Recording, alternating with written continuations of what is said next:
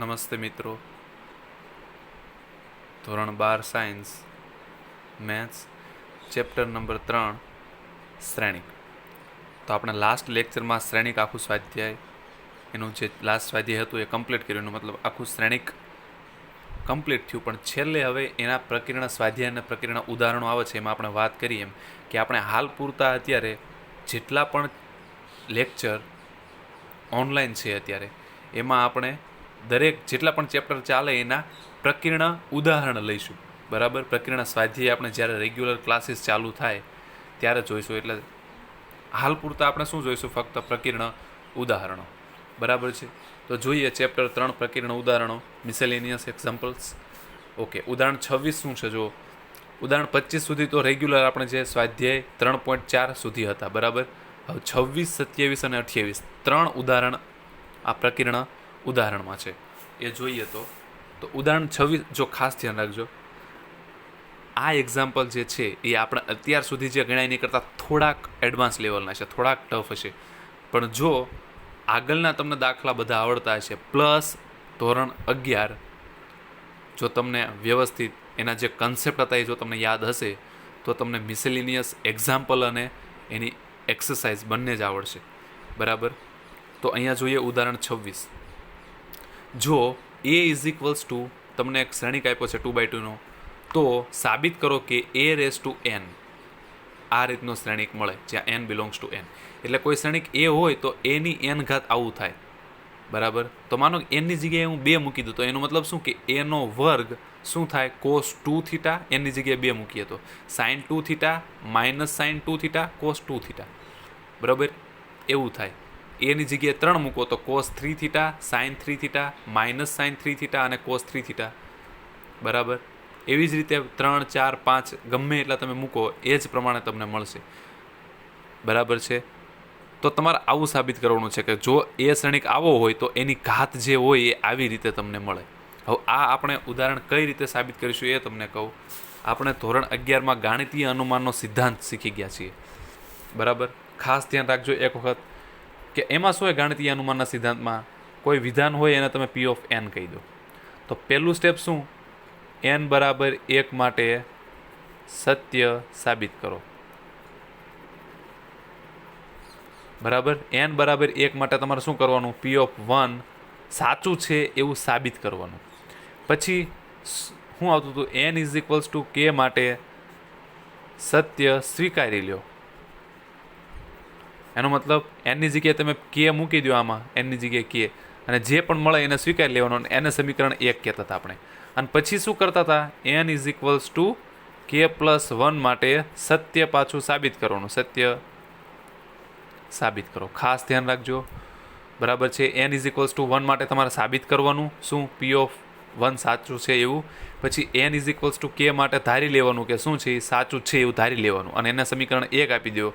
અને પછી n is equals two k plus 1 માટે પાછું આપણે શું કરવાનું? સત્ય સાબિત કરવાનું. અને આ જે સાબિત કરશું એમાં સમીકરણ 1નો ઉપયોગ કરીશું. બરાબર, તો અહીંયા એ જ વાત છે, મારે સાબિત કરવાનું છે આ વિધાનને. બરાબર, તો અહીંયા લખ્યું છે જો કે આપણે આ પરિણામ ગાણિતીય અનુમાનના સિદ્ધાંતનો ઉપયોગ કરીને સાબિત કરીશું. બરાબર, આપણે સ્ટાન્ડર્ડ 11માં 11માં ધોરણમાં તો આખું ચેપ્ટર જ હતું ગાણિતીય અનુમાનનો સિદ્ધાંત. તો બસ એ જો તમને ફાવશે તો આ આખો દાખલો કમ્પ્લીટ થઈ જશે.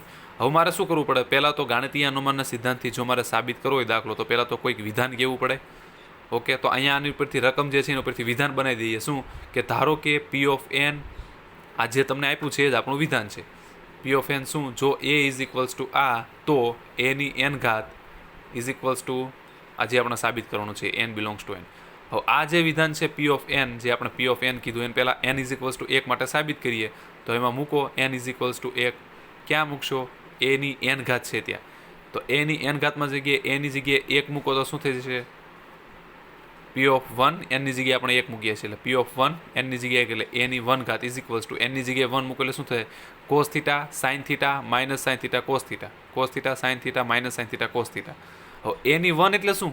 એ પોતે, અને આ જો આ એ પોતે મળ્યો પાછો જો cos sin માઇનસ sin અને cos. બરાબર છે, cos sin માઇનસ sin અને cos એટલે આ શું થઈ ગયું? a. એનો મતલબ n ઇઝ ઇક્વલ્સ ટુ 1 માટે તો સત્ય સાબિત થઈ ગયું. બરાબર, n ની જગ્યાએ 1 મૂક્યું ને આ જે મળ્યો એ શું મળ્યું? એ જ આપણો એ છે, બરાબર. કારણ કે એનની જગ્યાએ મૂકો એટલે એની વન ઘાત શું થાય? એ થાય. તો આ જે શ્રેણિક મળે છે એની જગ્યાએ એક મૂકતા એ શું મળે છે? એ જ મળે છે, બરાબર. જો એની વન ઘાત ઇઝ ઇક્વલ્સ ટુ એ, તો માટે n બરાબર 1 માટે તો સાબિત થઈ ગયું સાચું. હવે n ઇઝ ઇક્વલ્સ ટુ કે માટે ધારી લઈશું કે શું છે? સત્ય છે. તો આમાં તમારે એનની જગ્યાએ શું મૂકી દેવાનું? પી ઓફ એનમાં એનની જગ્યાએ કે.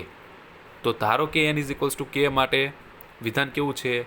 સત્ય છે, બરાબર. તો એનની જગ્યાએ કે એટલે આમાં મૂકી દો પી ઓફ કે જો A is equals to cos theta sine theta minus sine theta cos theta, તો એની કે ઘાત, બરાબર. એનની જગ્યાએ આપણે કે મૂકવાનો છે, તો એની એ રેસ ટુ કે, એનની જગ્યાએ બધે કે મૂકી દો, કે બિલોંગ્સ ટુ એન, અને આ સમીકરણ એ. હવે આનો ઉપયોગ કરીને આપણે એન ઇઝ ઇક્વલ્સ ટુ કે પ્લસ 1 માટે પાછું શું કરીશું? સત્ય સાબિત કરીશું. જો હવે આપણે એન ઇઝ ઇક્વલ્સ ટુ કે પ્લસ 1 માટે સત્ય સાબિત કરીશું.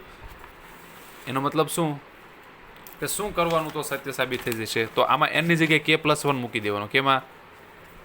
આ જે રહ્યું એનની જગ્યાએ કે પ્લસ 1 મૂકો તો શું થઈ જશે? એ રેસ ટુ એનની જગ્યાએ કે પ્લસ 1 બરાબર આમાં કોસ એનની જગ્યાએ કે પ્લસ 1 થીટા માઇનસ સાઇન એનની જગ્યાએ કે પ્લસ 1 થીટા. એ જ રીતે અહીંયા એનની જગ્યાએ સાઇન કે પ્લસ 1 થીટા, અને એ જ રીતે કોસ કે પ્લસ 1 થીટા. આ શું સાબિત થયું? કેના માટે થયું? એ રેસ ટુ કે પ્લસ 1 માટે. એટલે જો હું આવું સાબિત કરી દઉં તો દાખલો પૂરો, બરાબર. તો હવે જોઈએ કે હવે આપણે શું કરીશું? એન ઇઝ ઇક્વલ્સ ટુ કે પ્લસ 1 માટે સત્ય સાબિત કરીશું, બરાબર છે. એનો મતલબ અહીંયા જે આપણું વિધાન છે એમાં કે પ્લસ 1 માટે મારે સાબિત કરવાનું છે, એટલે ડાબી બાજુ હું મૂકું શું? એનની જગ્યાએ શું મૂકીશું? કે પ્લસ 1. તો ડાબી બાજુ એનની જગ્યાએ કે પ્લસ મૂકો એટલે શું થઈ જશે? એ રેસ ટુ કે પ્લસ 1, બરાબર. હવે આ તો મારે સાબિત કરવાનું છે, બરાબર. એ રેસ ટુ કે પ્લસ 1 બરાબર જો આવું હું સાબિત કરી દઉં જમણી બાજુ, તો એનો મતલબ વિધાન કેવું છે? સત્ય. તો એ રેસ ટુ કે પ્લસ 1, હવે એ રેસ ટુ કે પ્લસ 1 બરાબર એવી રીતે લખી શકાય એ રેસ ટુ કે ઇન્ટુ એ, બરાબર. કારણ કે એની 3 ઘાત હોય તો કઈ રીતે લખી શકાય? એ સ્ક્વેર ઇન્ટુ એ. એની 4 ઘાત હોય તો એ ક્યુબ ઇન્ટુ એ. તો એ જ રીતે એની કે પ્લસ 1 હોય તો એ રેસ ટુ કે ઇન્ટુ એ લખી શકાય, બરાબર. બે અલગ અલગ. એ રેસ ટુ કે, તો કે સમીકરણ 1 ઉપરથી એની કિંમત મૂકી દો. એ રેસ ટુ કેની કિંમત શું છે? બરાબર. આ જે કિંમત છે એ સમીકરણ 1 પરથી આની અંદર મૂકી દો એ રેસ ટુ કેની જગ્યાએ, અને એની કિંમત તો તમને ખબર જ છે રકમમાં આપીએ. ઓકે. હવે આ બંને શ્રેણિકનો ગુણાકાર કરો. પહેલી હાર પહેલો સ્તંભ, પહેલી હાર બીજો સ્તંભ, જે આપણે ગુણાકારના રૂલ્સ છે, એટલે આ રીતે મળશે તમને શ્રેણિક. હવે આની ઉપરથી પાછું સૂત્ર છે, જો કોસ કે theta cos theta minus sign કે થીટા ઇન્ટુ સાઇન થીટા, એટલે આ હકીકતમાં સૂત્ર છે. એટલે ફરીથી જો તમને આપણું જે ત્રીજું કે ચોથું ચેપ્ટર હતું ધોરણ 11 સાયન્સમાં ત્રિકોણમિતીય વિધેયો, એમાં જે સૂત્ર આવતા હતા એ જો તમને આવડશે તો જ આના સૂત્ર આવડશે, બરાબર. તો તમને ખબર છે કે આનું સૂત્ર શું થાય? તો કોસ માઇનસ સાઇન એટલે આ સૂત્ર હકીકતમાં છે કોનું? કોસનું. શું આવશે? આ માઇનસ છે એટલે પ્લસ વાળું, એટલે કોસ કે થીટા પ્લસ થીટા, એટલે કોસ કે થીટા પ્લસ થીટા. આ સૂત્ર કોનું છે? કોસ સાઇન કોસ, એટલે આ હકીકતમાં સૂત્ર છે સાઇનનું. શું થશે? સાઇન થીટા પ્લસ કે થીટા. હવે અહીંથી માઇનસ માઇનસ બંને જગ્યાએ છે એટલે માઇનસ કોમન કાઢી લો, એટલે એ સૂત્ર બનશે સાઇન કે થીટા પ્લસ થીટાનું. અને અહીંયા માઇનસ છે પાછળ મોકલી દો, અહીંયા વચ્ચે પ્લસ વાળું છે ને આગળ લઈ લો, એટલે શું થશે? કોસ કે થીટા માઇનસ સાઇન કે થીટા ઇન્ટુ સાઇન થીટા. એટલે સૂત્ર કોનું બન્યું? કોસનું. શું? માઇનસ છે એટલે પ્લસ વાળું થશે કોસ કે થીટા પ્લસ થીટા, બરાબર છે. તો એ રેસ ટુ કે પ્લસ 1 બરાબર શું થઈ ગયું? અહીંયામાં થીટા કોમન કાઢી લો એટલે કોસ થીટા અહીં કાઉન્સમાં કોમન કાઢી લો એટલે કે પ્લસ 1 થીટા, અહીંયા થીટા કોમન કાઢી લો સાઇન કે પ્લસ 1 થીટા, અહીંથી થીટા કોમન કાઢો એટલે માઇનસ સાઇન કે પ્લસ 1 થીટા, અને અહીંથી થીટા કોમન કાઢો એટલે કોસ કે પ્લસ 1 થીટા. આ જ આપણે સાબિત કરવાનું હતું. જો એ રેસ ટુ કે પ્લસ 1 બરાબર જો આવું તમે મેળવી શકો તો એનો મતલબ સાબિત થઈ ગયું. તો જો આ જ મળી ગયું અહીંયા કોસ કે પ્લસ 1 થીટા, સાઇન કે પ્લસ 1 થીટા, માઇનસ સાઇન કે પ્લસ 1 થીટા અને કોસ કે પ્લસ 1 થીટા. તો એનો મતલબ શું? n ઇઝ ઇક્વલ્સ ટુ કે પ્લસ 1 માટે જે આપણે સાબિત કરવાનું હતું એ સાબિત થઈ ગયું. તો પી ઓફ કે પ્લસ 1 પણ શું છે? સત્ય સાબિત થાય છે. તો આમ ગાણિતીય અનુમાનના સિદ્ધાંત પરથી તમે કહી શકો કે જે આપેલું વિધાન છે પી ઓફ n એ દરેક n માટે કેવું છે? સાચું, બરોબર. તો ખાસ ધ્યાન રાખજો, અહીંયા બંને એક તો આ ત્રિકોણમિતીય વિધેયોના જે સૂત્ર આવે છે એનો ઉપયોગ થાય છે, અને પ્લસ આ જે મેથડથી આપણે દાખલો ગણ્યો છે એનું તો આખો ચેપ્ટર જ હતું 11માં, બરાબર છે. એટલે જો 11માંનો તમને બેઝ ક્લિયર હશે તો આવી રીતના જે થોડાક એક્ઝામ્પલ, બરાબર, થોડાક જે ટફ કહેવાય એ તમને ફાવશે. પછી જોઈએ ઉદાહરણ 27. શું છે કે જો એ અને બી સમાન કક્ષાવાળા કેવા શ્રેણિક હોય? સમમિત શ્રેણિક હોય. તો સાબિત કરો કે એ બી સમમિત હોય તો અને તો જ એ અને બીના ગુણાકાર માટે એ બી બરાબર બી એ થાય. જો અહીંયા સમજો વાતને. શું આપ્યું છે અહીંયા? તો કે એ અને બી સમાન કક્ષાવાળા કેવા શ્રેણિક છે? સમમિત શ્રેણિક છે. તો સાબિત કરો કે એ બી સમમિત હોય તો અને તો જ. જો શું કીધું? એ બી સમમિત હોય. હવે તો અને તો જ ને આપણે આવી રીતે કીધું હતું, બંને બાજુ તો અને તો જ, બરોબર. તો અને તો જ એ અને બીના ગુણાકાર માટે એ બી બરાબર બી એ. તો અને તો જ એ બી બરાબર બી એ. ટૂંકમાં હું આટલું લખું, એ અને બીના ગુણાકાર માટે એ બી બરાબર બી એ થાય.